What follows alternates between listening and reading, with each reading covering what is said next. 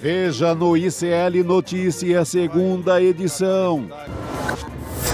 Fernando Haddad sai em defesa do Banco Central e diz que caso Master pode ser maior fraude bancária da história. Fake news no Big Brother. Participante do BBB ataca a Bolsa Família e cita informação falsa no programa. Imperador do mundo ataca novamente. Trump incentiva protestos no Irã e lança novo tarifaço. O ICL Notícias, segunda edição, está no ar.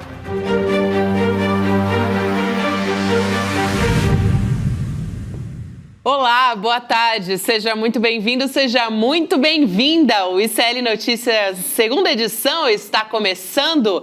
Estamos ao vivo em todos os nossos canais nesta terça-feira, dia 13 de janeiro de 2026.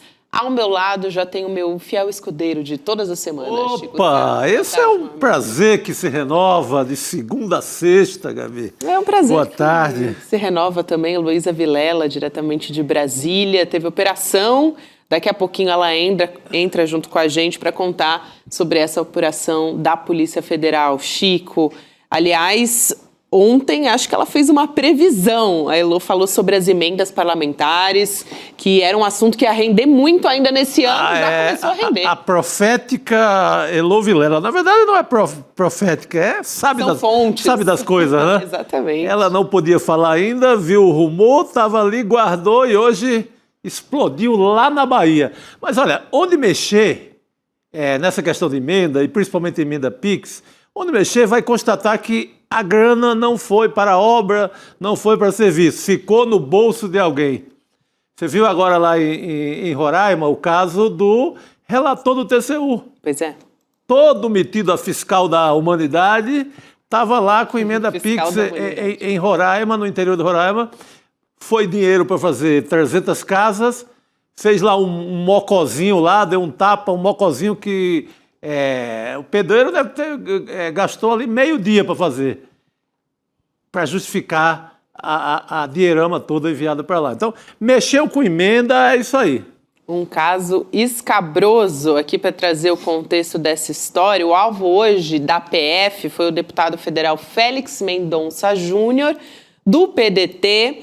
Segundo essas investigações, os recursos dessas emendas parlamentares estavam sendo direcionados para as licitações e para servidores públicos também, que estavam facilitando a vitória de empresas que estavam superfaturando os contratos. Segundo a PF, para trazer um número dessa movimentação, a organização criminosa teria movimentado cerca de 1 bilhão e 400 milhões de reais, Chico, por meio desses contratos fraudulentos e obras superfaturadas também. Vamos entender onde esses mandados foram cumpridos, como é que foi essa operação, por quem ela foi autorizada lá no STF também, e depois trazer o outro lado. Elô, boa tarde para você aí em Brasília, querida.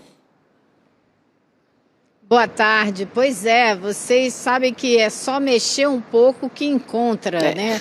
E é isso que a Polícia Federal e o Supremo Tribunal Federal têm feito. Esse líder, esse deputado do PDT, ele na verdade não é só um deputado, ele é o presidente do PDT lá na Bahia. E ele já tinha sido alvo de mandado de busca no meio do ano passado, né, coisa de 6, 7 meses atrás. Então, ele agora volta a ser alvo de busca, não só aqui em Brasília, no apartamento dele aqui, como também na residência dele lá na Bahia. Então, o STF ainda vai ter muito trabalho com essa história das emendas. E eu acho que isso vai dar discussão nesse ano que a gente já começou. O governo tem aí até amanhã, o presidente Lula tem até amanhã prazo para sancionar ou vetar em parte a lei de diretrizes orçamentárias, aquela que o Congresso aprovou na calada da noite, nas últimas horas do ano, e que deu 61 bilhões em emendas para esse ano. E ainda disse que o governo tem que pagar 65% das emendas impositivas até metade do ano. Não importa, tem que pagar. Por quê? Porque eles querem usar isso tudo para fazer campanha. Então, o presidente Lula pode vetar em parte essa lei, pode dizer que não vai cumprir esse 61, que o número vai ser outro, porque tem que, como disse o ministro Rui Costa essa semana, tem que fazer caber dentro dos limites do arcabouço fiscal esse número absurdo que o Congresso inventou. Então ele está dizendo que vai tirar 11 bilhões dessa conta de 61 e ainda assim é um número absurdo, igual ao do ano que passou, 50 bilhões de reais para essas manobras. Não vou dizer que toda emenda é motivo de roubalheira, de desvio, de superfaturamento, mas a grande maioria com certeza é.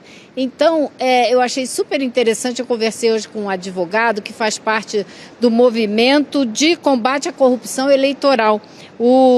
Esse advogado, o doutor Melilo do Nascimento, ele disse que essa organização existe há 20 anos, tem 74 entidades lá dentro, OAB, CNBB, um conjunto de instituições e entidades, e que eles vão lançar em fevereiro desse ano um projeto, uma campanha para que se crie uma lei de cunho popular, que seja proposta pela população, para que, a partir da aprovação dessa lei, todo deputado e senador tenha que associar o CPF dele a qualquer emenda que ele sugerir. Ou seja, ele vai ter que fiscalizar a implementação da emenda para ter certeza que não tem desvio, porque senão ele vai pagar com o CPF dele. E é o que já acontece no serviço público. Isso já acontece nas empresas públicas. Por que não no Congresso? Eu achei a ideia muito boa. O problema é que, para essa lei ser aprovada, vai precisar dos votos no Congresso, né, gente? Vai ser um pouco difícil, justamente quem tem menos interesse nessa história. A raposa não vai votar nessa história, né?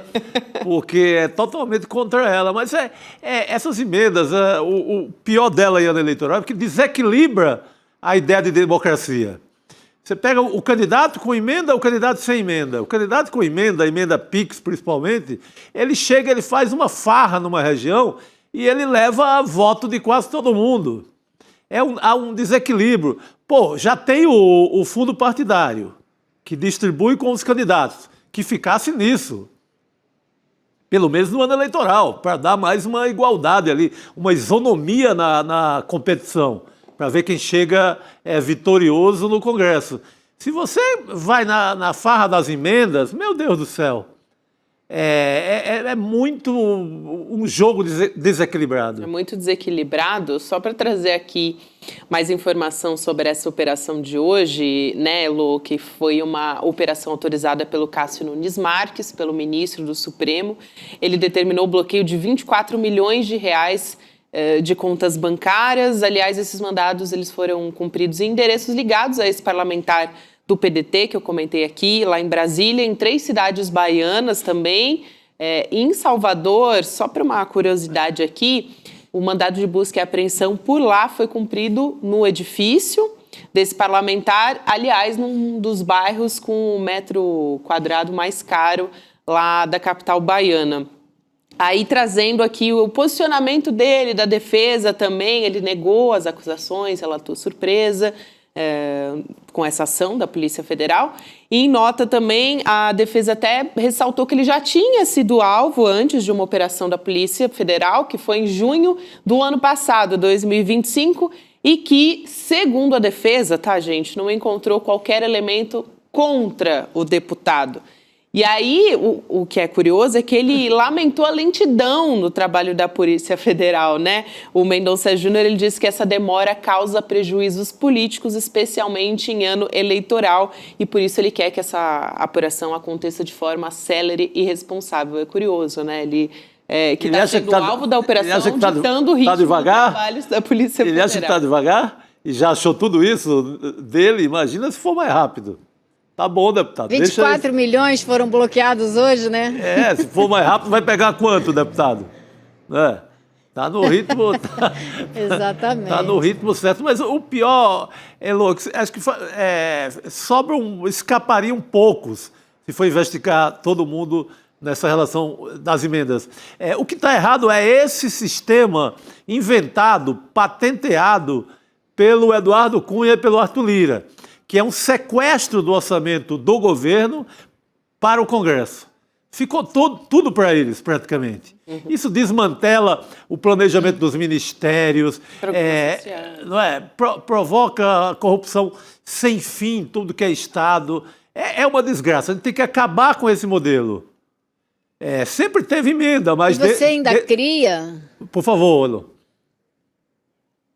Mas nesse volume não, né, Chico? Não. E tem gente até que defende, como esse advogado com que eu falei, que não tem emenda nenhuma, dizendo que esse sistema não deu certo. Bom, não sei se eu iria tão longe, porém a gente vê o que está acontecendo nos últimos anos, é que você tem essas emendas com esse volume todo, elas criaram uma relação horrorosa entre o executivo e o legislativo. Não tem uma relação de discussão política, de propostas que se opõem. Não, tudo na base do dinheiro. É assim, o tempo todo. Então, assim, você quer que eu faça isso? Então solta emenda aí. Aí solta emenda e aprova projeto. Foi assim o tempo todo desse governo. E o governo Lula olha provavelmente com muito pragmatismo para isso e entra no jogo, porque senão não governa. Senão não faz absolutamente nada. Aliás, eu devo dizer que o governo Lula só conseguiu fazer até mais coisas baseado no próprio prestígio e a popularidade da figura do presidente Lula, porque senão nem isso tinha feito com essa relação que se estabeleceu entre o Congresso e o Executivo. Tinha que acabar, né? Essa ideia de você ser deputado para ficar rico. Você é deputado para enricar. Você tem verba de gabinete, verba de gasolina, emenda PIX. Gente, não pode. Não poderia ser assim.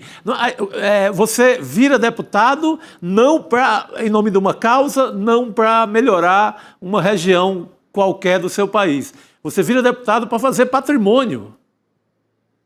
Tem que acabar com essa ideia.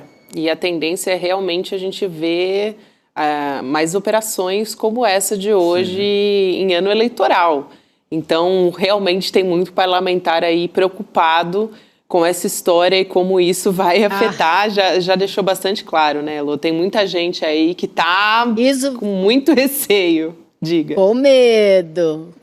Isso vai pautar muita discussão esse ano, porque essas operações vão continuar. É isso aí. Essas investigações vão se aprofundar e já está muito nítido o próximo passo que vem aí, porque eu não tenho a menor dúvida, o ministro Flávio Dino vai propor a discussão, inclusive no plenário do STF, a respeito da legalidade, da constitucionalidade dessas emendas impositivas. Isso. Ele vai levar isso à discussão, não tem a menor dúvida. Então, ele está levando adiante um processo que está fazendo exatamente isso que a gente quer, que é discutir a legalidade dessas emendas e a relação que elas estabeleceram na República. É isso. Essa é uma fase que preocupa muita gente aí no Congresso de Brasília. Elô, eu queria trocar um pouco de assunto, na verdade ainda olhando para o nosso assunto doméstico aqui, mas pensando um pouco na reação do Brasil em relação ao comportamento de outros países da América Latina com esse avanço do Donald Trump contra a América Latina, mais especificamente contra a Venezuela. A gente traz aqui um texto que está no site do ICL Notícias, até essa discussão a gente traz para ao vivo também, que é do Jamil Chad. A Elô tem apuração sobre isso também, que é os membros do executivo brasileiro já defendendo internamente que o país, que o Brasil comece a repensar essa doutrina de defesa nacional, uma estratégia de atuação das Forças Armadas e até, eventualmente, reavaliar o orçamento militar para o país. São fontes do alto escalão que a gente traz essa matéria, essa apuração do Jamil lá em Brasília, confirmando que o que aconteceu com o Nicolás Maduro, esse sequestro e esse ataque contra a Venezuela, mas especificamente, foi interpretado como uma implantação de uma nova estratégia de defesa nacional dos Estados Unidos. A gente lembra que eles publicaram um documento oficial lá em dezembro, e a implementação a gente está vendo agora na prática como é que está sendo, né? E eles têm defendendo abertamente, né, Elo, um controle do hemisfério ocidental. Já falaram sobre isso até em publicação de rede social.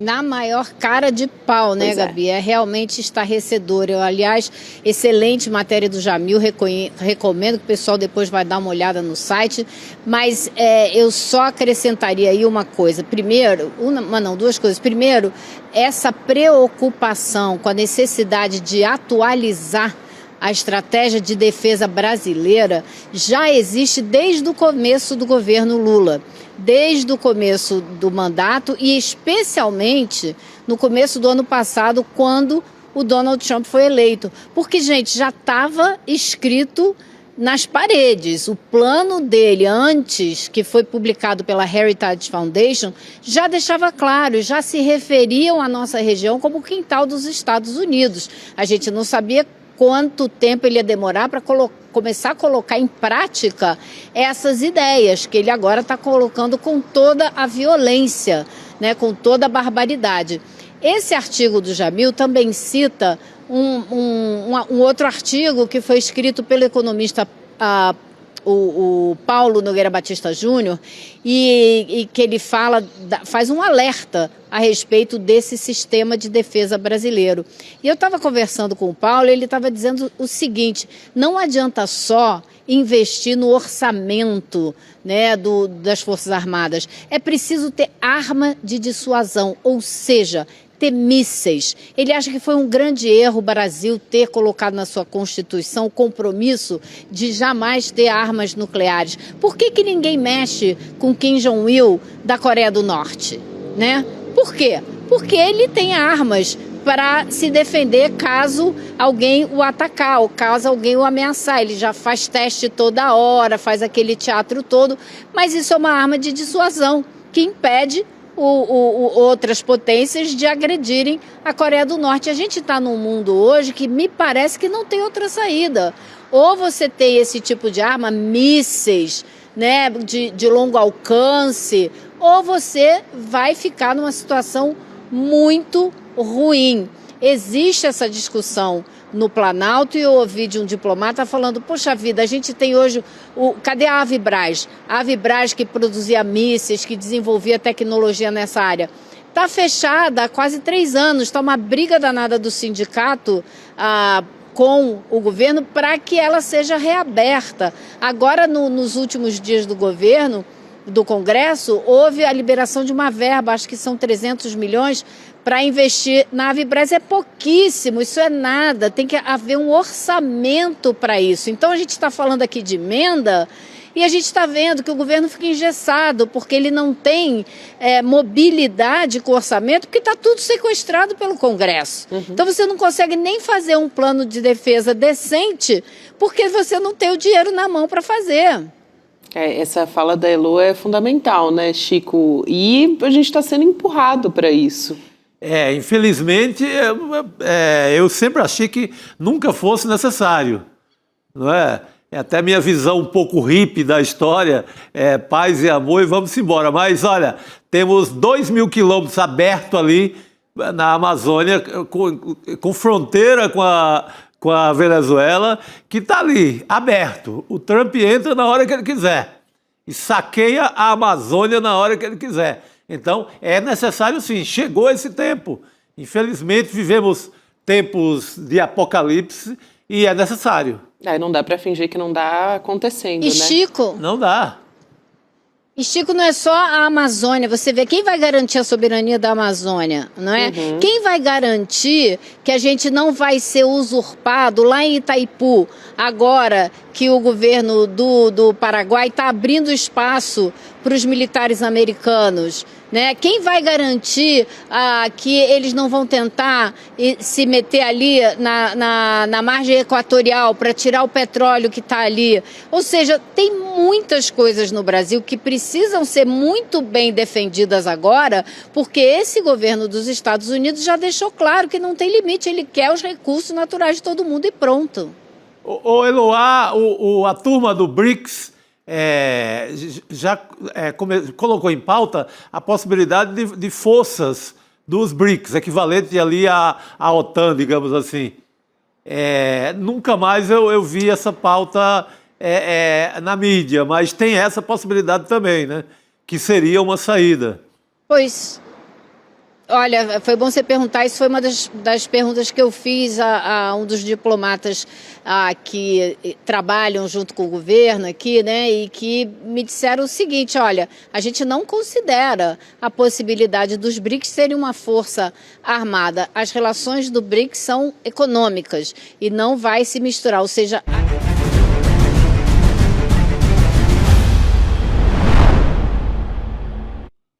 A gente traz uma notícia que acaba de sair nesse momento do presidente Lula, Elô e Chico, definindo o nome para o cargo, né, para o posto de ministro da Segurança Pública e Justiça também, Wellington César Lima e Silva, que tem um bom trânsito com a ala da Bahia do governo Chico Sá. O próprio ministro da Casa Civil, Rui Costa, é um desses ministros que tem uma boa relação agora com o novo ministro da Segurança Pública. Elô, como é que estava a expectativa no entorno desse nome? O que você já pode trazer para a gente? O dia inteiro. A gente estava esperando o dia inteiro esse anúncio e esse é o nome que eu ouvi já tem umas 2 semanas.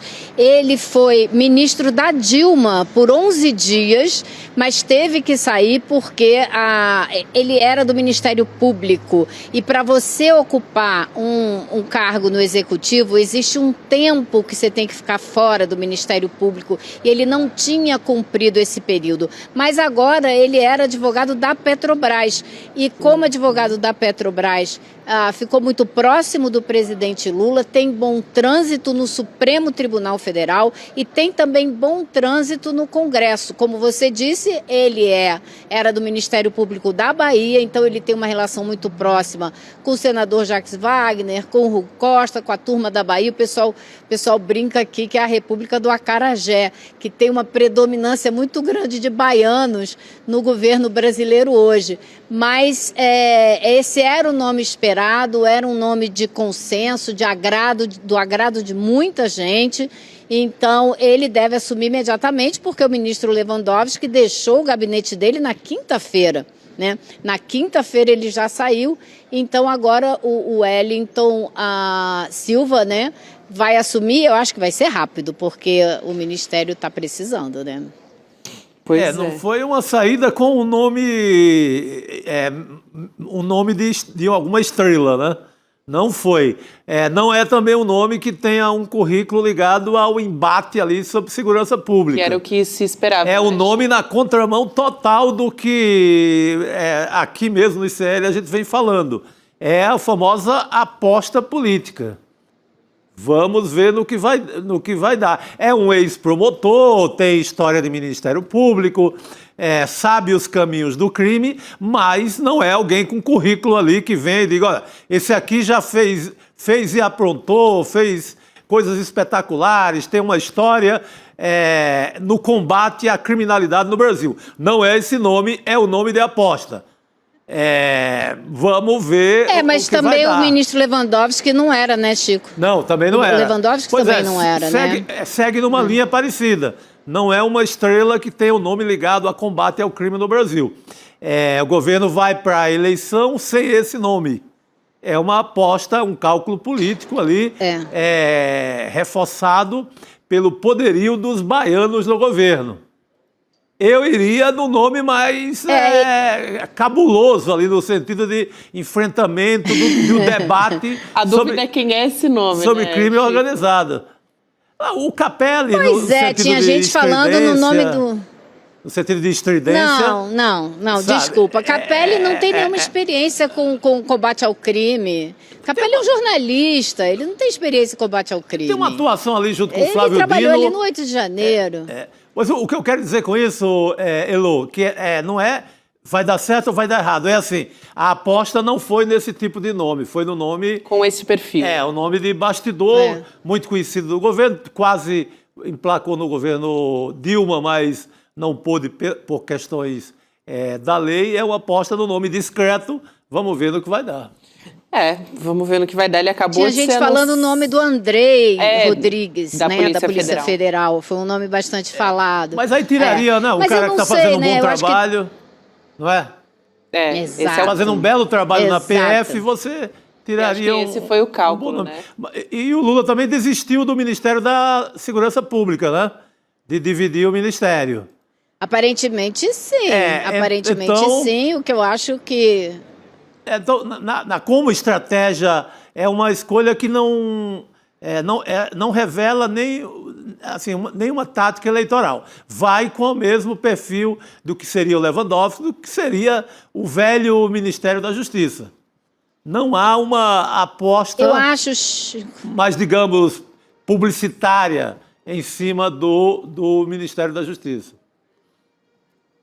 Eu acho, Chico, que a aposta na área da segurança pública já foi realizada com essa PEC da segurança pública. A aposta é a discussão dessa PEC no Congresso, para deixar bem claro. Ontem mesmo eu estava falando com umas pessoas do Ministério da Justiça sobre isso.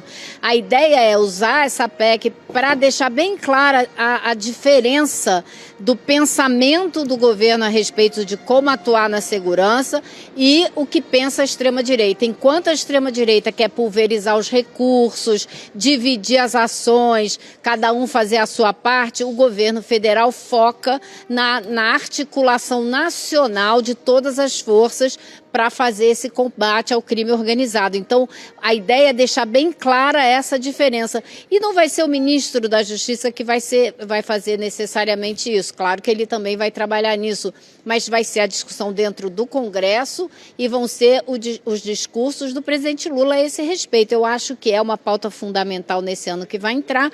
Agora, como eu disse para vocês ontem aqui também, já tem gente dentro do Ministério da Justiça pensando em outras coisas para esse ano eleitoral. Por exemplo, como eu disse, um pacote antifeminicídio, que também é um tema que vai ser muito importante, que está sendo cada vez mais falado e precisa ser ainda muito mais falado.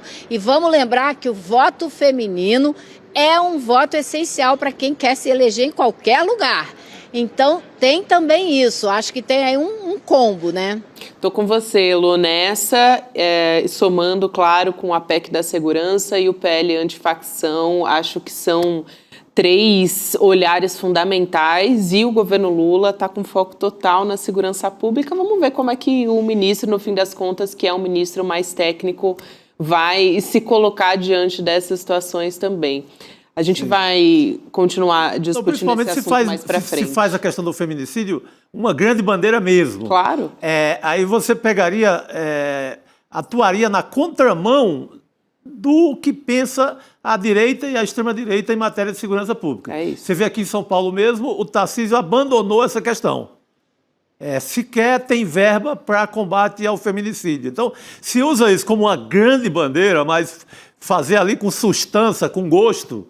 nessa tecla que tem que bater, é uma bela ideia. Porque ninguém faz nada sem verba para isso. Elô, obrigada. Bom ter você aqui com a gente no momento desse anúncio também, para a gente saber o que esperar daqui para frente. Valeu, querida. Até amanhã. Tchau, tchau, pessoal. Boa noite, Elô. Heloísa Vilela, diretamente com a gente de Brasília. E temos também o Chico Sá, já que a gente estava falando aqui de temas que são importantes para a gente em ano de eleição. Outro tema que é importante sempre é estar atento a esse cenário da economia. A gente traz todos os dias aqui no ICL os desdobramentos, por exemplo, do caso do Banco Master. Aliás, essa semana está se falando daquela história do fundo garantidor, né? De pagar para esses investidores ali até os 250 mil. Tá todo mundo gritando. Tem lá 250 mil, né? Principalmente quem tem 250 mil, e não encontra sequer aquele extrato para simples conferência. Pois é. Não encontra no banco que comprou esse fundo do Master, porque não só o Master negociava esse fundo. Tinha outros bancos lá que também vendiam. O cara tem essa grana, vai lá, não encontra nem sinal do dinheiro dele. Então, começou a ficar preocupado. Uma preocupação, na verdade, de quem não investigou direitinho o que era Banco Master, o que era uma aventura de dar 140% de rendimento num CDB.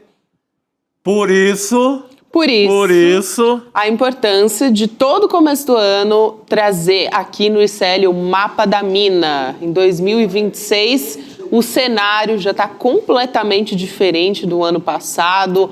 O cenário internacional, principalmente, movimentando, mexe com as bolsas do mundo inteiro. Então, no dia 29 de janeiro, às 8 horas da noite, é uma quinta-feira, anota aí na sua agenda, o Eduardo Moreira vai trazer todas as previsões e muito antenado sempre com o nosso noticiário, que é o mais importante. Então vai lá em icln2.com.br, deixa o seu e-mail, você vai receber o alerta, vale muito a pena.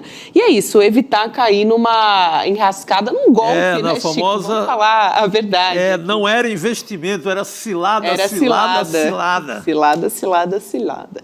Rodrigo Viana, chega aqui com a gente na nossa mesa redonda. Chegando. O cara tá elegante, de blazer ali, tá? Eu botei um blazer. Sintonizado com o Globo de Ouro. O cara tá em sintonia com o Globo de Ouro. Só que vai sair de férias, ele já tá... veio até vestido... Mas pra onde eu vou, diferente. Não pretendo usar blazer nenhum dia, viu, Gabi? De jeito nenhum. Nenhum dia. Aliás, vai ficar um bom tempo sem vestir blazer. Isso, muito bom. Rodrigo, você chegou na hora de um assunto pop. Aqui eu tô dizendo pop porque nas redes sociais, assim, só se fala nisso, gente.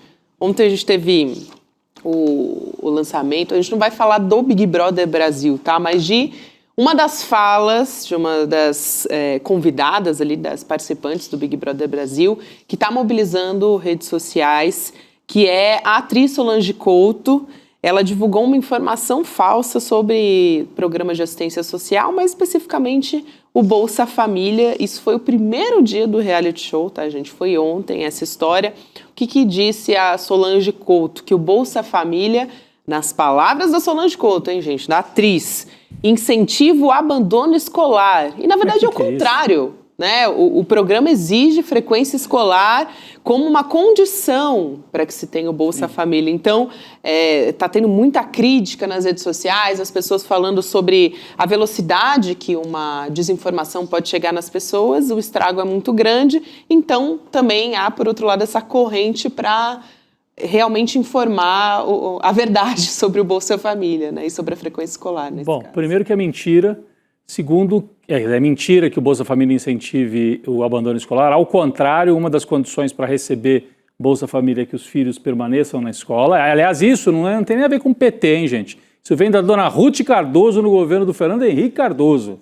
Esse princípio de que vamos fazer uma bolsa, que era a Bolsa Escola, né, para que as mães recebam uma ajuda e os filhos permaneçam na escola. Mas eu acho curioso, Chico, que dessa vez a fake news veio da televisão aberta para a rede. Não foi criada diretamente na rede. E é bom para a gente lembrar que houve um tempo no Brasil, você cobriu a eleição, eu também, a Gabi é um pouco mais nova, assim, bem mais nova, mas houve um tempo em que fake news nascia de dentro da TV Globo, principalmente, né? Aquela história... Por exemplo, do Collor, né? A eleição do Collor e campanhas, né, feitas dentro da TV Globo, dentro da editora Abril. Então, fake news, mentira em ano eleitoral sempre existiu. É bom a gente lembrar, porque a Globo era campeã de espalhar notícia errada. Bolinha na cabeça do Serra, essa foi numa campanha mais recente, 2010. Virou um escândalo, né? Virou um escândalo nacional, porque o Serra estava num comício e um apoiador ali do Lula, confusão, empurra na rua, jogaram uma bolinha de papel e, puf, bateu na cabeça. Essa história é um clássico. É um clássico. E ele foi para o hospital por causa da... Sendo que na hora não aconteceu nada, né? Mas queriam construir uma história ali, vitimizar o Serra. O então candidato do PSDB. Do PSDB, e criar uma história assim, os petistas são violentos. Sempre essa história. Sempre. Mas dessa vez mexendo com o Bolsa Família, que também é um assunto tradicional da direita. Quando não sabe o que falar, fala mal do Bolsa Família. Né? Bolsa Família, Lei Rouanet, são os assuntos assim que não saem da lista da extrema-direita. Mas, poxa, a Dona Jura, para citar um personagem dela nas novelas, pisou na bola, né? Não sei se falta de informação, ignorância ou ali um posicionamento político, porque tem fake news por ignorância, sim, não é? Por desconhecimento, e tem fake news porque a pessoa já está fechada com o lado da história, com o lado da direita, e insiste. Pouco importa se é fake news, pouco importa se é mentira. Vai repetir isso até o infinito. Mas chega, não é, lá dentro da casa e comete essa besteira sem tamanho, né? Só começou. É impressionante. Mas eu acho que é um movimento importante e interessante, esse movimento contrário, Rodrigo. Vendo talvez de uma maneira até um tanto quanto otimista. Poliana, quase. Poliana Mas também. É interessante ver que as pessoas, assim, o movimento das redes sociais são justamente para desmentir essa fake news que foi colocada ali na casa. Então é quase que quando a gente tem ali o fact-checking, na hora, né? No momento eleitoral, então tá quase sendo um fact-check, e eu também tô curiosa para ver como é que o programa vai se posicionar diante disso, se eles realmente vão fazer um disclaimer, uma explicação, né, de que ou vão isso é uma deixar notícia correr falsa, solto, né? ou se eles vão deixar correr. Isso também... Isso é interessante. A partir do movimento das redes sociais. Porque aí você vai ficar diante de saber qual vai ser a política, né, em relação... Aí começa a aparecer outros casos dessa mesma natureza. Pois é. A gente está vivendo o ano eleitoral. É uma responsabilidade, né? Quem está veiculando... De um canal? Quem está veiculando é um órgão que tem concessão pública, é responsável por aquilo que veicula.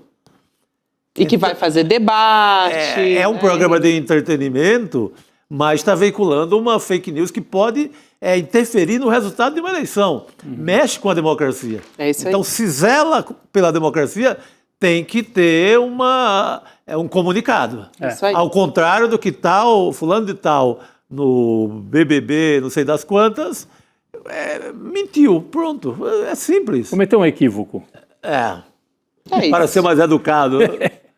Mas muita gente nas redes se movimentando a partir disso. Outro caso que a gente vai tratar a partir de agora, e aí mudando completamente de assunto, mas é um caso que tem movimentado, na verdade, todos os poderes da nossa República. Aqui a gente fala de Supremo Tribunal Federal, de Congresso, enfim, envolve muitos interesses, que é o escândalo do Banco Master.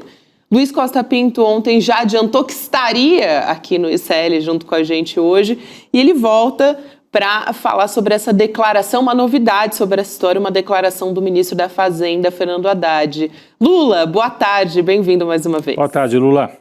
Boa tarde, Gabi, boa tarde, Rodrigo e Chico, né, e quem nos assiste. É isso, você tem a declaração do ministro Fernando Haddad, Gabi? A gente vai colocar aqui na tela, Lula, até para deixar mais assim, palatável para quem está nos assistindo nesse N2, ele falando que o Master pode ter cometido a maior fraude bancária da história. Aliás, o Lula acompanha bem a história e tem até uns casos para comparar, mas o Haddad estava falando ali num contexto que tem conversado muito com o presidente do Banco Central, o Gabriel Galípolo. Aliás, o BC que tem sido muito atingido, atacado, até por influenciadores, é uma dessas pontas, né, um dos fios dessa história do escândalo do Master. O que o ministro disse no dia de hoje, abre aspas, Haddad, né? O caso inspira muito cuidado. Podemos estar diante da maior fraude bancária da história do país e temos que tomar todas as cautelas devidas, com as formalidades, garantindo todo o espaço para a defesa se explicar, mas ao mesmo tempo sendo bastante firmes em relação àquilo que tem que ser defendido, que é o interesse público.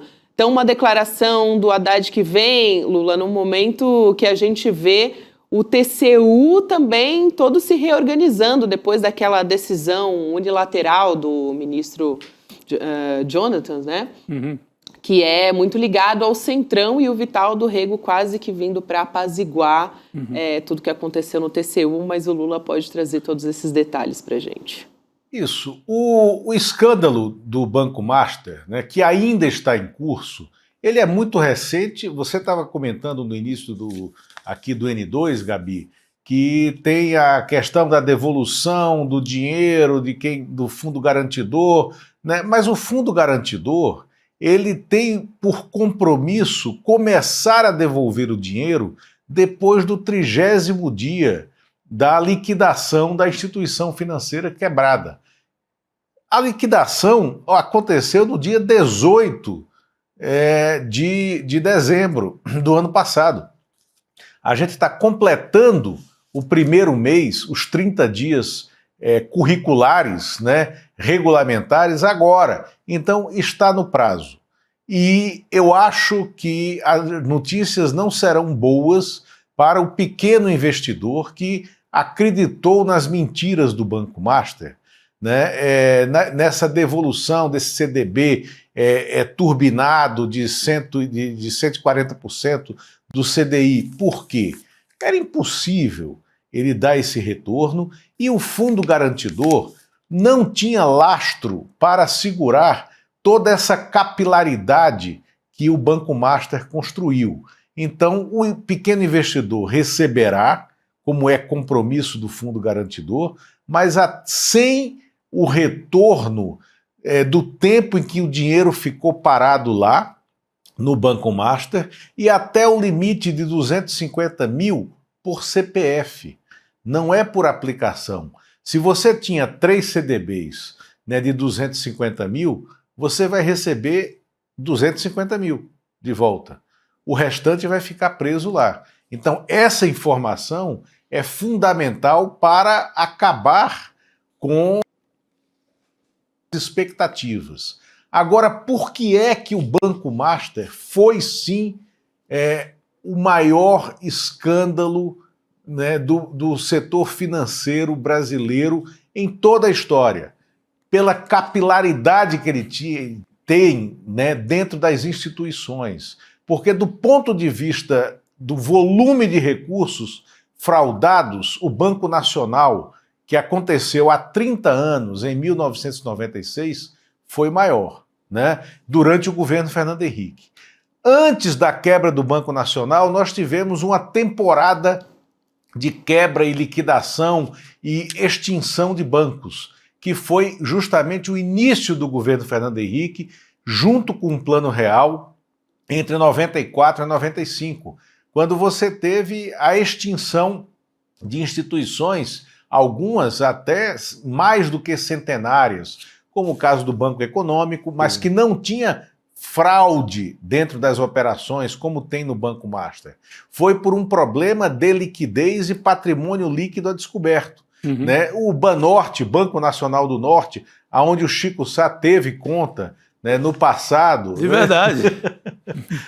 Pode falar, né? Eu também tive, tá? Era um amigo na praça. Não Deixaram fortuna lá no Não Banorte. perdi nada, era um foca lá, tinha uma continha de nada, meu Deus. Ficaram Exatamente. 30 o cruzeiros Banespa, o Benji, o Banerj, né, e tantos outros. O Banco Mercantil de Pernambuco, o Banco Mercantil de São Paulo, Bamerindos, que foi um banco fundamental para o agronegócio brasileiro, era o segundo banco mais importante nesse setor, mas, novamente, não tinha operações fraudulentas e não tinha, sobretudo, esse espraiamento, né, da influência política dentro de todas as instituições de Brasília. Poder executivo, legislativo e judiciário, inclusive órgãos auxiliares como o TCU.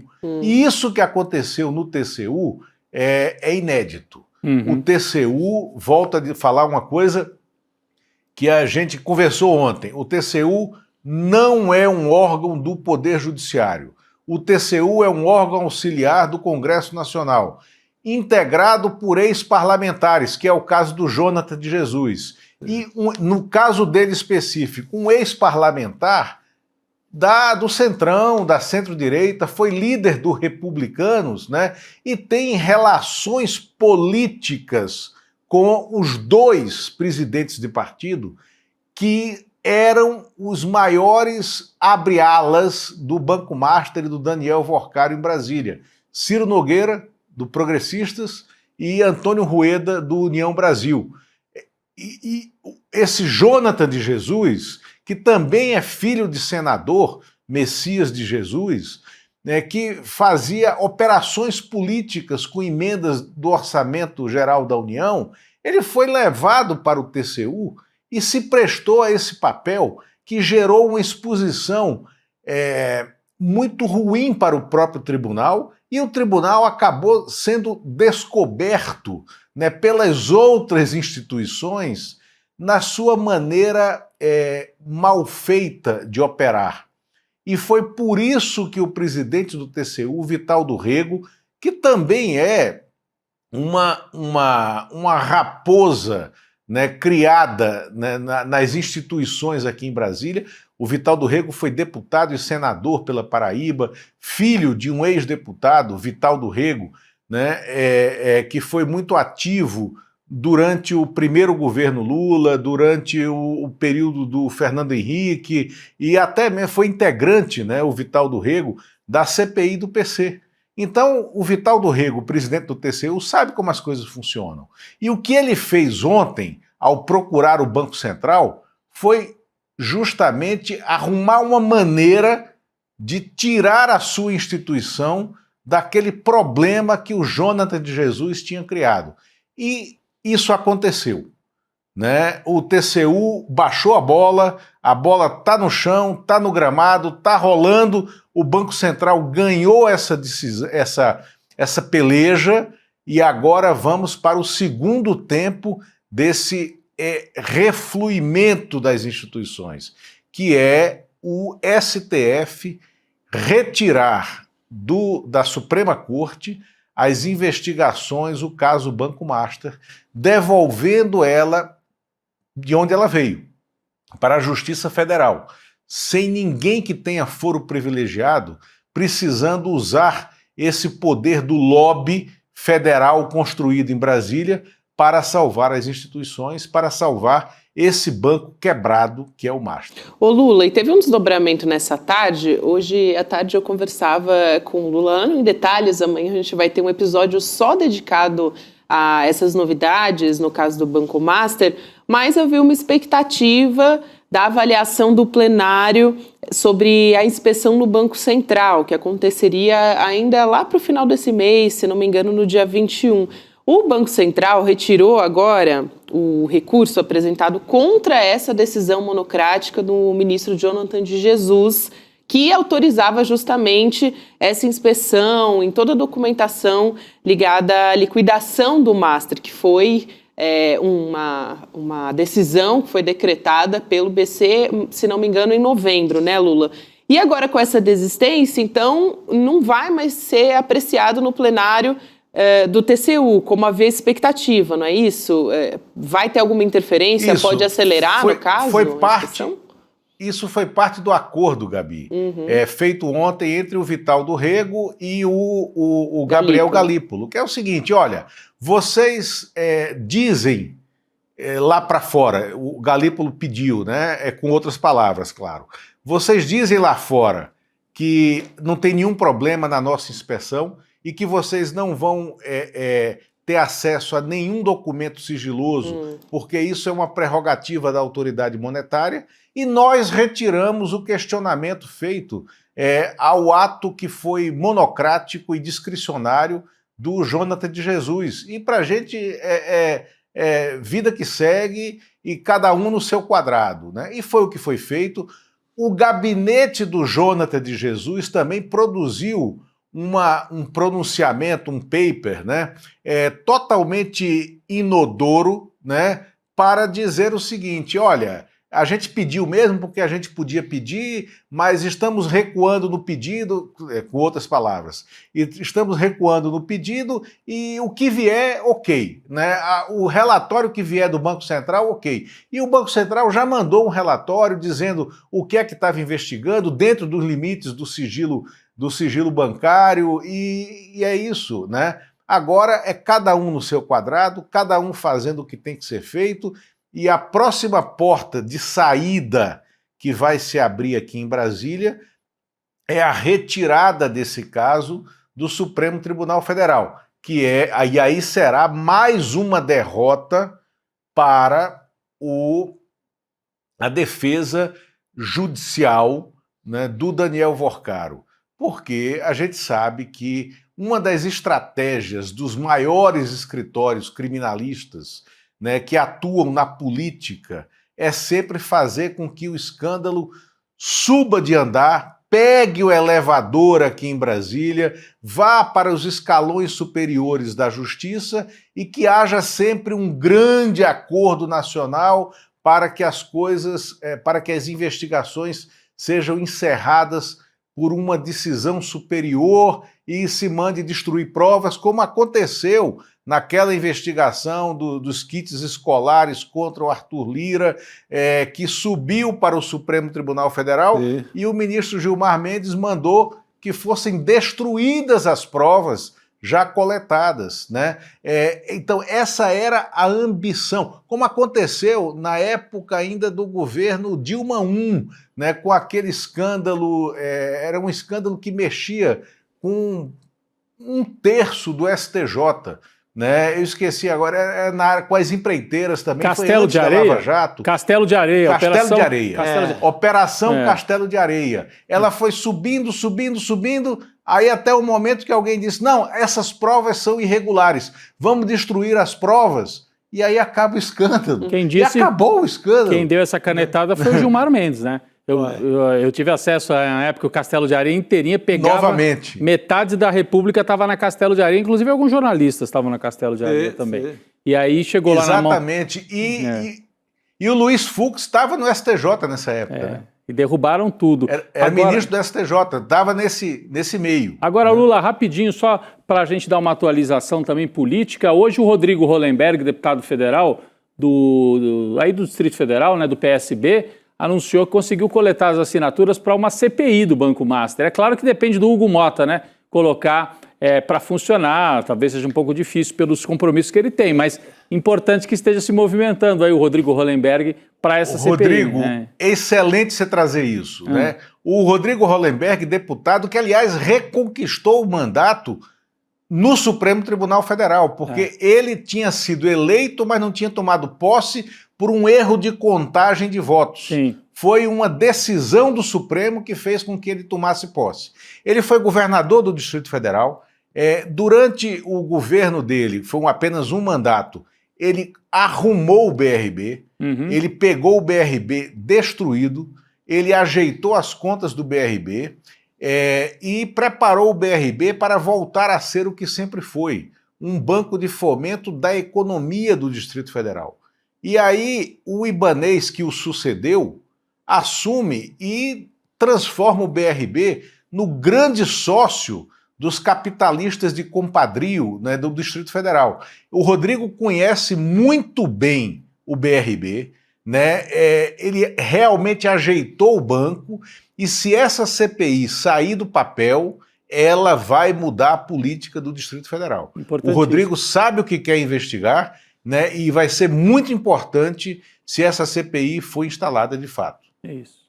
Importante, então, Rodrigo, essa informação que você traz, porque existe essa expectativa até porque precisa de 1/3 das assinaturas, né? 1/3 da casa. Ele disse que já colheu. Abrir, ele disse que conseguiu colher. São 172 assinaturas. Agora vai mandar para o Hugo Mota e o Hugo Mota toma a decisão. Enfim, pelas ramificações do Banco Master, a gente acredita que seja difícil. É arquivado imediatamente. O arquivado deixa guardado ali, porque é mais uma moeda ali para ele. Não mexe. E é difícil também deixar para lá, porque é um assunto que todo dia tem alguma coisa nova. Alguma novidade. Pelo regimento, e ele pode se escorar nisso, pelo regimento da Câmara, só podem funcionar 5 CPIs simultaneamente. E já tem 5? Eu não sei quantas CPIs já estão funcionando. Né? CPIs da Casa Única, né? Não CPMI. CPI mista, aí pode ter quantas quiserem. Né? Mas CPI da Câmara ou do Senado só pode ter 5 simultaneamente. O que os presidentes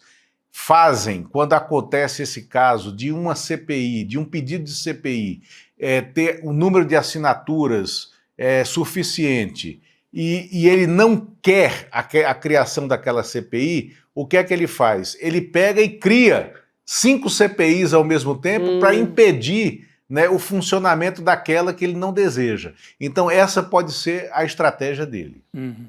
Isso é importante também, pode ser uma manobra aí, mas enfim, fato é que a gente tem então a coleta das assinaturas e uma pressão para que seja imediata essa instalação. A gente vai continuar acompanhando essa história. E, Lula, uma das conversas que a gente teve aqui ontem é essa apuração da revista Piauí, jogando luz e um alerta também para esses perfis de fofoca, no Instagram principalmente, que estão fazendo propaganda política para algumas figuras da direita, né? Nesse caso do governador de São Paulo, o Tarcísio de Freitas, o Luiz Costa Pinto apurou que o PT Nacional vai entrar na Justiça Eleitoral contra o Tarcísio, não é isso, Lula? Por questão de argumentos de publicidade, pago com dinheiro público? Exatamente. O artigo 37 da Constituição proíbe que o gestor público faça publicidade paga com caixa do governo, que foi o que aconteceu, que fazendo propaganda pessoal, tendo foto dele, tendo textos que remetam não a questões de gestão, de administração, mas sim a figura pessoal do gestor. E é exatamente o que aconteceu com o Tarcísio, nesse caso flagrado pela Piauí. E nesse caso, né, já há uma jurisprudência firmada de que quando acontece é inelegibilidade. Né? Então o PT vai entrar com esse recurso, porque ele está com, como dizem os advogados, o bom direito nas mãos. Né? Há uma jurisprudência até aqui do Distrito Federal, da época do Joaquim Roriz, né, de saudosa memória, né? Não tão saudosa assim, mas o Joaquim Roriz, né, ele era governador quando a CAESB, que é a Companhia de Águas e Esgotos de Brasília, criou um novo número. Durante a campanha eleitoral, a CAESB criou um novo número, né, para acesso dos cidadãos, né, à companhia, e fez uma campanha de marketing nunca vista em Brasília para divulgar o novo número de telefone. E o novo número era 115, que era o número do Roriz, candidato ao Senado, que estava deixando o governo. Né? Então, que esculhambação. O Roriz foi declarado inelegível depois por causa, né, dessa campanha da CAESB. Isso foi pré-rede social, mas esse caso do Tarcísio se encaixa tranquilamente nesse item. Agora, precisa passar primeiro pelo TRE em São Paulo, depois tem que ser aceito no TSE aqui, e vale lembrar, o TSE será presidido no período eleitoral pelo Cássio Nunes e terá como vice-presidente o André Mendonça neste ano. Então, assim, temos uma agenda de grandes problemas, né, durante o período eleitoral com a propaganda política. É isso. Imagina a agilidade do Cássio Nunes para Cássio Nunes correndo atrás de fake news da direita e da extrema-direita. Agilidade beirando zero, né? Não vai... Eu não espero nada, mas tudo bem, eu posso ser um descrente, né? Agora, que tem gente ainda querendo empurrar o Tarcísio para a candidatura nacional, tem, hein, Gabi? Hoje apareceu de novo, né? É verdade. Meu Deus. É bom a gente falar sobre isso, né? Ele tá ganhando destaque, não é em perfil de fofoca nesse caso. Nesse caso, não. É uma nova pesquisa que foi feita pelo canal Meio. Então, nesse caso, a gente está falando de destaque num portal de notícia. Ele está apresentando nessa pesquisa um desempenho melhor que o do Flávio Bolsonaro. Então, essa é uma colocação importante, só que está até empatando com Lula num cenário de segundo turno, o que é uma novidade, né? Talvez nenhuma pesquisa, acho que a gente trouxe até alguns agora. Alguns meses atrás, sim, né? Depois que o Lula se recuperou, tinha sempre uma distância ali, né? Mas são números que foram dados com muito destaque pelo canal Meio, claro, que encomendou a pesquisa, mas a mídia em geral fez uma operação aí, Gabi, Chico e... Eu tô curiosa para ver o último chorinho mais tradicionais, Datafolha... Esse é o último chorinho da turma do dinheiro, da turma da mídia, apelando pelo Tarcísio. A última choradeirinha. Pô, por favor. Vamos tentar o Tarcísio. Tem os números, né? Vamos trazer esses números aqui na tela também, só para a gente ver primeiro um cenário de segundo turno entre o Lula e o Tarcísio. Aí a pergunta é a seguinte: em quem você votaria se as eleições fossem hoje? Aí o Lula está com 44,4% e o Tarcísio, nessa pesquisa, 42,1%. Ou seja, está bastante perto, segundo esses números da pesquisa do canal Meio. E aí, só para trazer já também, vamos dizer assim, as telas completas aqui de todo mundo, tem Lula e Flávio Bolsonaro também. Aí Lula aparece no segundo turno, tá? Lula aparece com 46,2% e o Flávio Bolsonaro com 36%. E eu tenho que dar as informações completas porque é pesquisa, a gente está em ano eleitoral, então pesquisa Meio Ideia, que fez 2.000 entrevistas com intervalo de confiança de 95%, margem de erro de 2,2 pontos percentuais e um levantamento que foi feito entre 8 e 12 de janeiro. Está registrado também no TSE, e aí o protocolo completo, PR 06731/2026. Acho que é até mais fácil a gente colocar na tela, talvez, essas informações. Para a gente não precisar trazer toda vez em fala também. Mas tá dada a informação técnica da pesquisa também.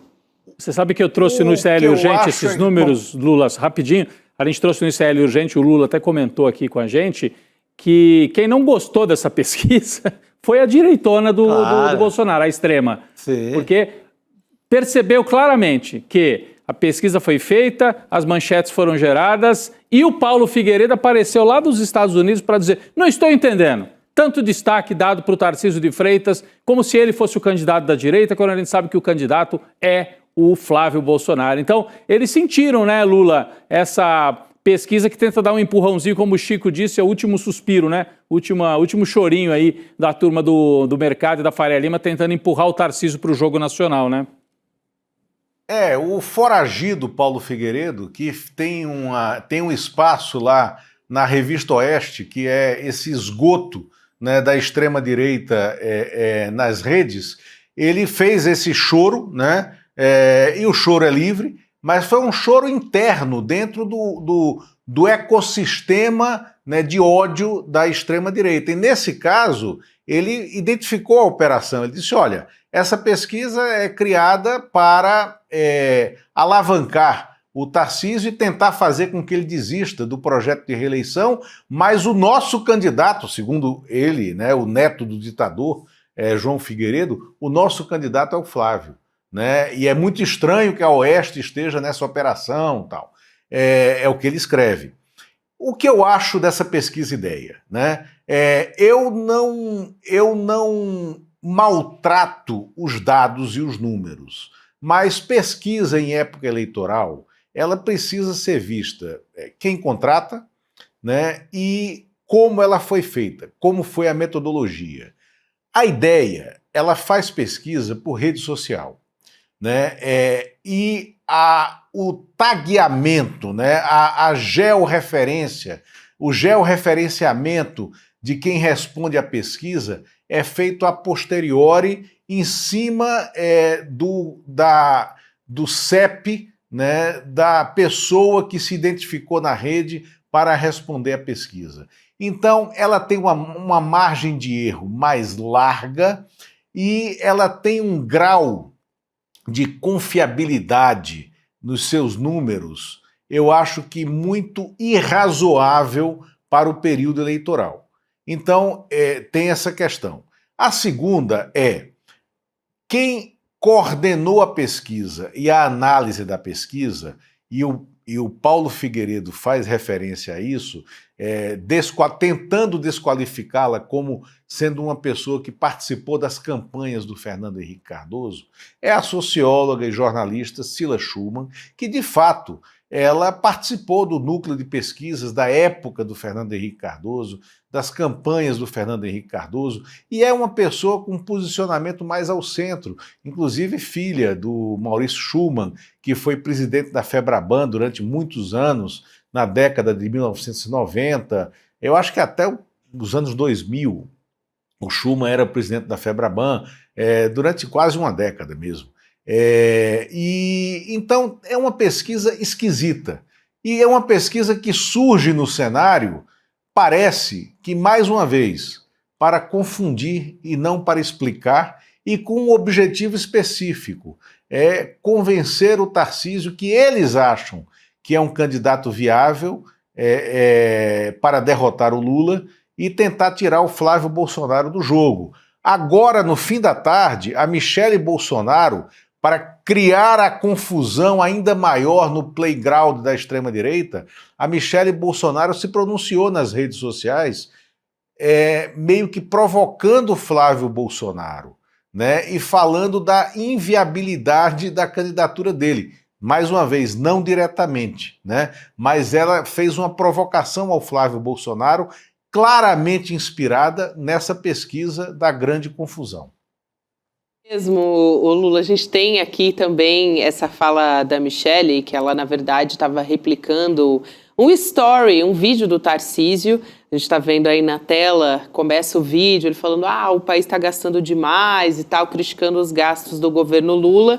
E a Michelle Bolsonaro pegou esse vídeo e colocou no Instagram dela, um posicionamento que pode agravar a crise familiar e também a crise na direita, na verdade, na extrema-direita, já que o Flávio Bolsonaro também pegou ali o lugar da Michelle, foi ungido pelo próprio Jair. O Jair definiu que ele sairia como candidato para suceder o próprio pai. E a Michelle ficou escanteada, mas tem dado várias fustigadas, várias cutucadas nos membros da família. Então, tá curioso acompanhar. Aliás, tem outros movimentos na extrema-direita também, né, Rodrigo, com relação a esse apoio, ainda que velado, ao Tarcísio, ou um apoio mais explícito em alguns casos, né? Mas acho que o movimento principal foi esse que a gente viu hoje. O mercado ainda, o chamado mercado, né, de São Paulo, e quem opera nessa mesma linha, vamos dizer assim, do centro, do liberalismo, tentando mostrar que Flávio Bolsonaro é um candidato hoje marcado para perder para o Lula. Não é que a eleição vai ser fácil, hein? A eleição acho que vai ser duríssima, mas o Flávio hoje é um candidato com menos força, porque tem uma turma do meio do caminho aí, que não gosta do Lula, mas que também detesta o Bolsonaro. E daí tende no segundo turno ou a não votar em branco, o que para o Lula já é lucro, se o candidato for o Flávio Bolsonaro. Ou votar até no Lula, para evitar o mal maior, que seria a volta do bolsonarismo. Então, a leitura que a gente faz desde o começo é essa. O Tarcísio acabou ficando preso num jogo do qual ele participou desde o começo. Ele é uma criatura do Bolsonaro, ele deixou claro que ele seria um candidato com um jeito de meio do caminho para ter chance, e aí o Bolsonaro não confia num cara que vai ser candidato,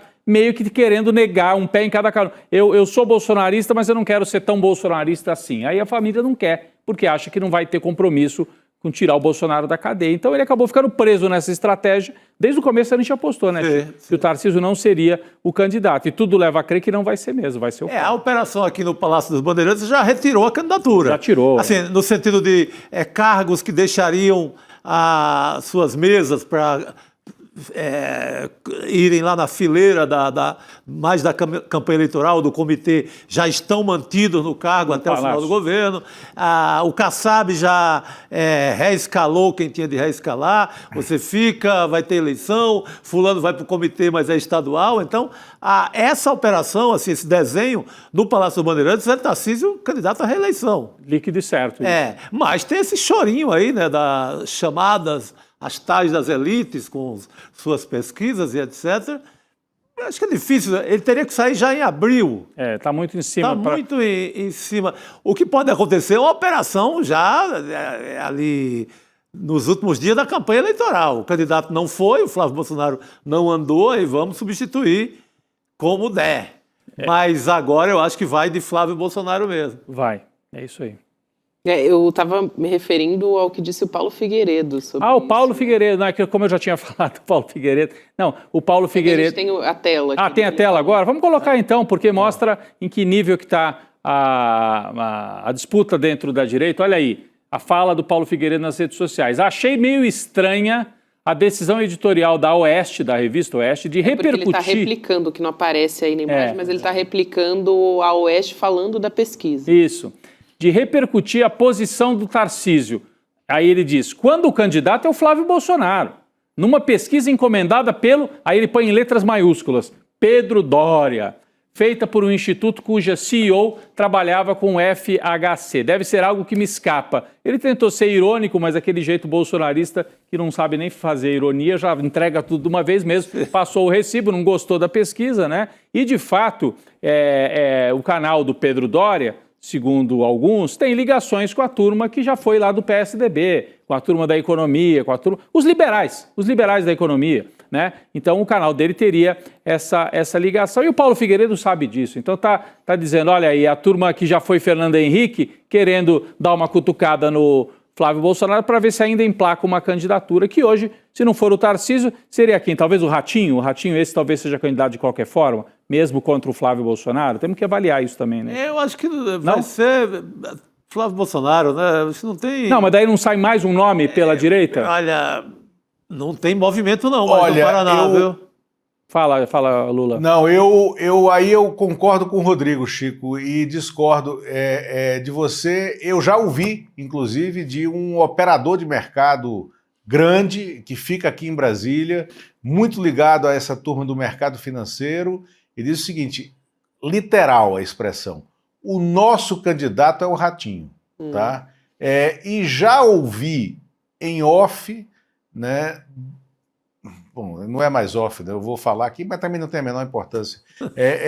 Já ouvi em conversa reservada do próprio Kassab, né, que o Ratinho é candidato em qualquer condição, em qualquer situação. Só não seria se o candidato fosse o Tarcísio, né? Então, existe sim uma operação Ratinho. E hoje eu conversei com uma pessoa que está ligada ao Ratinho, um publicitário, tá? Que estava se penitenciando do fato de não terem começado mais cedo a mudança de nome público do Ratinho, porque para eles o que funcionou no Paraná, que foi ignorar o nome Ratinho Júnior como algo negativo na urna, algo negativo na campanha eleitoral, e funcionou lá naquele ambiente um pouco apartado e um pouco distópico do Paraná, da República do Paraná, e o Ratinho foi eleito 2 vezes governador, mas que para presidente é um pouco complicado você fazer uma campanha de presidente Ratinho Júnior, né? E ainda com um problema que é a questão fiscal do Ratinho Pai, né? O Ratinho Pai mudou o seu domicílio fiscal para o Paraguai. Como é que você vai fazer a campanha de um presidente da República cujo pai jogou o domicílio eleitoral para o Paraguai, que fiscal, entendeu? Por uma questão tributária, né? Então eles precisam resolver isso, né, antes de botar o carro nas ruas. Agora, eu acho que o carro do Ratinho vai para a rua, sim.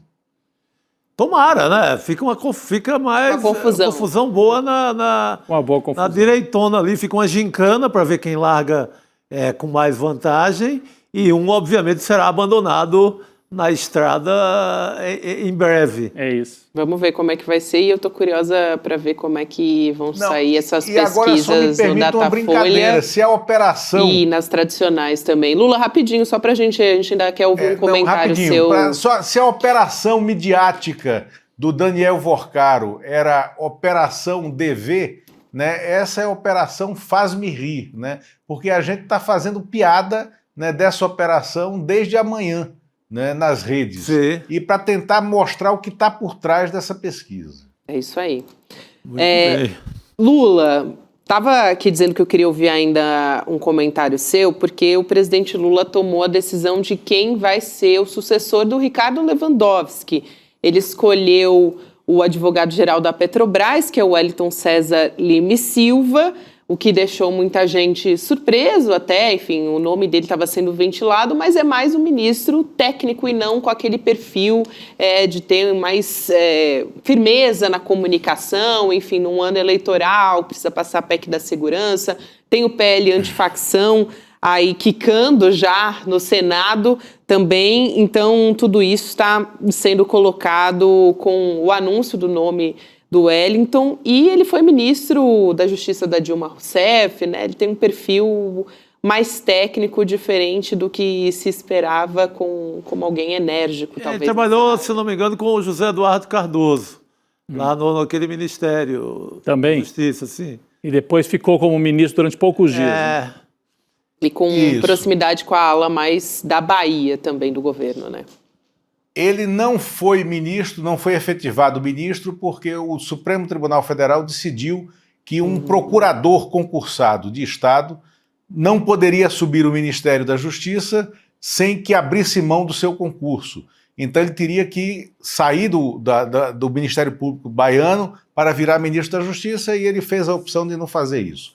Agora, a nomeação dele na verdade, tem vários significados. Primeiro, o presidente Lula terá um problema em Minas Gerais para resolver o palanque dele.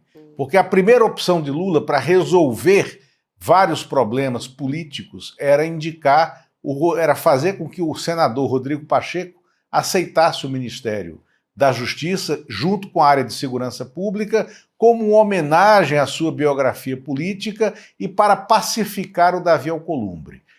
O Rodrigo Pacheco não virou ministro porque não aceitou e está fora do jogo. E o PT terá um problema para resolver o seu palanque em Minas Gerais. Agora, a ida do Wellington César mostra que o presidente Lula decidiu não criar o Ministério da Segurança Pública. Né? E isso talvez seja um problema político-eleitoral. A segunda questão ele fez uma opção por resolver os problemas da Bahia. Né? O ministro Rui Costa, da Casa Civil, é muito ligado ao Wellington César, que trabalhou com ele quando ele foi governador. Né? E também muito próximo do Sidônio Palmeira, ministro-chefe da SECOM. Então você está criando um núcleo baiano ali, e dentro do PT, os dois maiores diretórios, os dois que têm mais importância para o partido, são justamente São Paulo e Bahia, que se digladiam.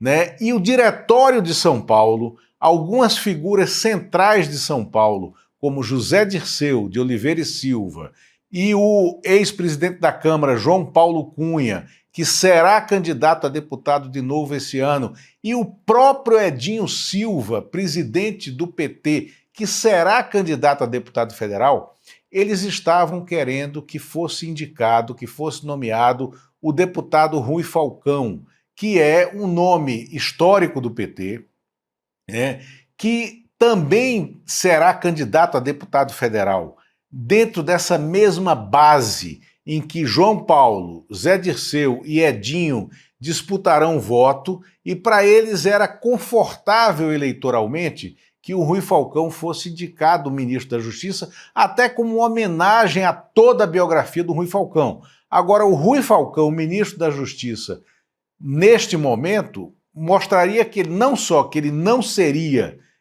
candidato à reeleição a deputado, mas como também ele seria um ministro para ficar por todo o quarto mandato do presidente. E aí o presidente Lula talvez tenha achado que não era a hora, não era o momento de colocar dentro do palácio uma personalidade tão forte, né, como a do Rui Falcão, e com muita opinião pessoal sobre condução de governo, porque o Rui Falcão fala para o Lula coisas que pouca gente fala, talvez só o Paulo Okamoto.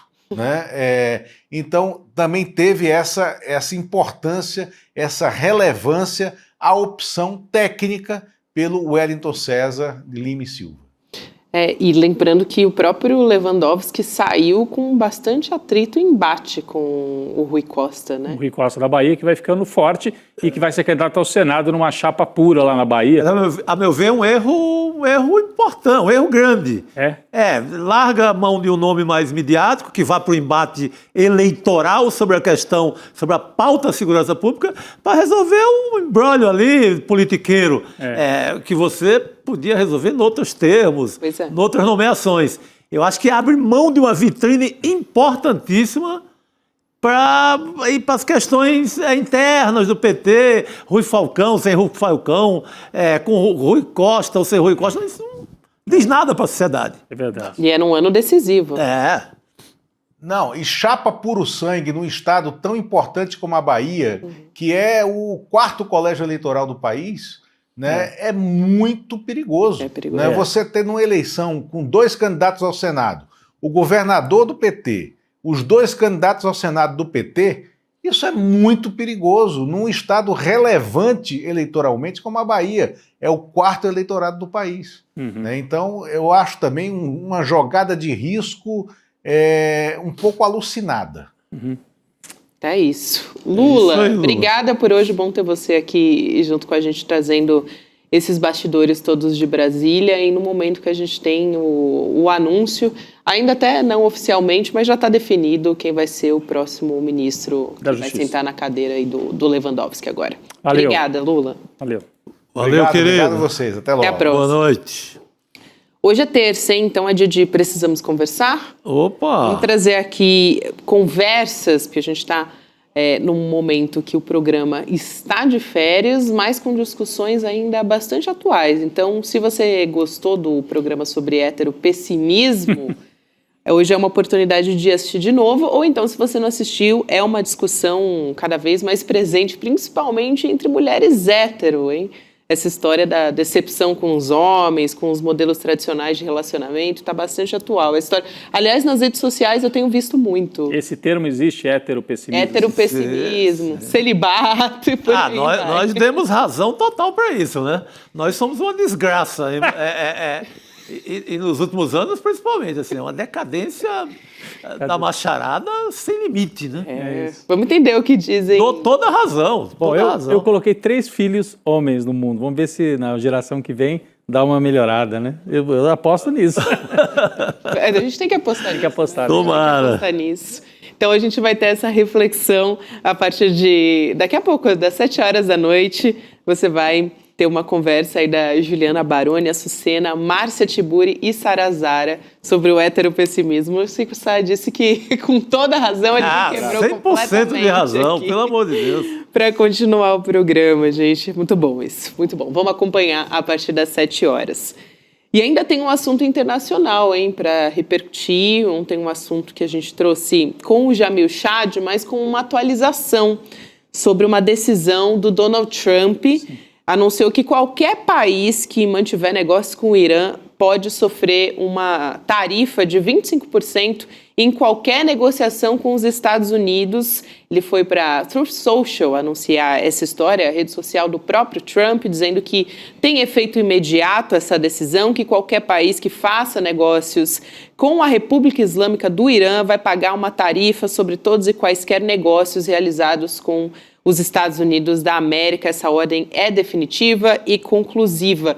E por que essa história também nos preocupa? Porque o Brasil pode ser e deve ser um dos países afetados por essa decisão dos Estados Unidos. O agro brasileiro é o setor que mais se beneficia da relação entre os dois países. Até a gente pode trazer alguns dados aqui rapidamente para comentar, Chico e Rodrigo. Do Ministério do Desenvolvimento, Indústria, Comércio e Serviços, o Brasil exportou o equivalente a 2,9 bilhões de dólares para o Irã. Principais produtos exportados tem o milho, aí quase com 68%, soja com quase 20%, açúcares e melaços 6,5% e farelos de soja 6,2%. Então o Itamaraty já até publicou uma nota, está preocupado com essa declaração. Porque, na verdade, o que o Trump está prometendo, vamos ver se isso é para valer, né? Se você fizer negócio com o Irã, no caso do Brasil, é menos de 1% da balança comercial brasileira com o Irã. Tem um impacto? Tem, mas não é um impacto assim devastador. O problema é que, se você continuar fazendo negócio com o Irã, os Estados Unidos promete subir a tarifa do Brasil ao vender produtos para os Estados Unidos, né? Isso. E aí afeta de maneira mais importante as exportações brasileiras. Eu acho curioso porque a turma do agronegócio, como é que fica, né? Será que eles gostam de governador que põe o bonezinho do Trump e agora prejudica as vendas de soja, de milho? É uma boa pergunta. Não é uma pergunta? Porque são os governadores muito aliados, né? São muito amigos da turma. Pois é, todos eles apoiando o Trump agora, né? E o Trump fazendo mais uma, o imperador do mundo agindo de novo, né? Então, a gente ouve no momento que o governo Lula tinha conseguido em negociação suspender tarifas importantes nessa guerra comercial, né? Tarifas impostas ao Brasil. Então, uma preocupação, de fato, do Itamaraty ter que atuar em mais essa situação, independentemente de como vai nos afetar daqui. E não vai parar aí, né? O Trump vai até o fim do ano, até a eleição para o Congresso, que vai ser decisiva, né? Ele vai aprontando, provocando, vai ser um ano terrível no noticiário internacional, a gente pode se preparar, Chico. Terrível. Se nos últimos anos a gente lidava muito com o Bolsonaro como personagem central, agora é o Trump, né? O Bolsonaro está guardadinho lá, reclamando, vomitando, tendo soluço, mas quem está provocando o problema mesmo agora é o Trump. E vai ser assim o ano inteiro, né? Tem até gente perguntando, se ele perceber que perde a eleição, será que ele deixa ter a eleição? Ele pode virar a mesa e aí ter uma ditadura mesmo nos Estados Unidos, né? Porque o que ele está provocando pelo mundo afora mostra um sujeito completamente fora de controle. Pode fazer isso, tentar fazer isso internamente também, vamos ver, né? Até a gente está falando especificamente do Irã, tem outros países que estão sendo ameaçados diretamente pelo Donald Trump. Cuba, um desses países também. Cuba ele está tocando terror diário. E, inclusive a Dinamarca e a Groenlândia. Aliás, eu estava vendo que acabou de chegar lá em Washington para a reunião com ele, representante da Dinamarca. Né? Inclusive corre um risco, né? Porque o Trump costuma armar umas ciladas nessas reuniões, ainda mais num caso em que ele está querendo provocar, dizendo que vai tomar a Groenlândia, porque a Groenlândia é gigantesca, mas pertence à Dinamarca, é como se fosse uma colônia, um território. Né? Diz que vai comprar. Ele disse que vai comprar, e se não quiserem vender, a gente vai pela arma mesmo, a gente vai pela força militar. Então, e nesse momento que a gente está conversando aqui, os representantes da Dinamarca e da Groenlândia estão lá em Washington tentando conversar com o Trump. Será que foram vender a Groenlândia para ele lá, na Bacia das Almas? Vamos ver, né? Vamos ver. Eles tinham posicionamentos no começo mais brandos, né, Chico? Depois subiram o tom também, conforme o Trump também fez uma ameaça mais clara. Agora vamos ver o que vai sair dessa reunião. O próprio povo da Groenlândia tem desconfiança do poder da Dinamarca. Claro, eles se veem como uma colônia. Porque, tem medo, inclusive, de serem vendidos. Porque não são muito confiáveis. É isso. No caso do Irã, é uma ameaça também que está crescendo. Até o Trump, quando estava falando sobre os protestos que estão acontecendo lá no Irã, no Urgente você falou sobre isso também, junto com o Bruno, né, Rodrigo? Ele está incentivando que os protestos continuem e até usou uma sigla, assim como tem o MAGA, né, o Make America Great Again, Faça a América Grande de Novo, ele está usando o MIGA para trocar o América por Irã. Make e dizendo, faça o Irã grande de novo. Ou seja, trazer o Shah de volta. Um nacionalismo, vamos dizer assim, no Irã também. Então, um movimento que está se vendo o Donald Trump fazer também. Ele chama de patriotas. Os que patriotas, isso mesmo. Lembra dos patriotários aqui no Brasil? Tem os patriotários lá do Irã também. Ele está insuflando essa turma. É isso aí. A gente vai trazer atualizações sobre isso todos os dias aqui no N2 e também toda a nossa programação do ICL. Então, amanhã a gente está de volta a partir das 7 horas da manhã. Agora tem o Precisamos Conversar, que você acompanha, e tudo normal aqui na programação da noite amanhã. Depois, hoje ainda tem o Espiritualidade. Volta já o Espiritualidade na Ação. A gente tem, na verdade, uma conversa que já aconteceu, mas que foi uma conversa bastante atual com o Eduardo Marinho e Thay Araújo com o Frei Davi. E você acompanha logo depois do Precisamos Conversar. Vamos nessa, pessoal? Vamos nessa. Opa, e não fala essa palavra normal, não, que quando fala normal, vem uma reviravolta. Tudo fica caótico, nunca sabe, nunca sabe. Até amanhã, gente. Até amanhã. Quantos golpes aconteceram no mercado financeiro em 2025? Teve Banco Master, teve o faraó lá dos bitcoins. Agora, teve muita gente que não caiu em nenhum desses golpes, que não comprou COI, que não comprou CDB do Banco Master. Sabe por quê? Porque assistiu o Mapa da Mina em 2025. O encontro que a gente faz todos os anos em janeiro para fazer nossas previsões e alertas sobre o ano que está por vir. O Mapa da Mina 2026 vai acontecer no dia 29 de janeiro, uma quinta-feira, às 8 horas da noite. E você pode participar gratuitamente. Em 2025, a gente acertou todas as previsões. E a gente vai trabalhar muito para fazer boas previsões em 2026 também.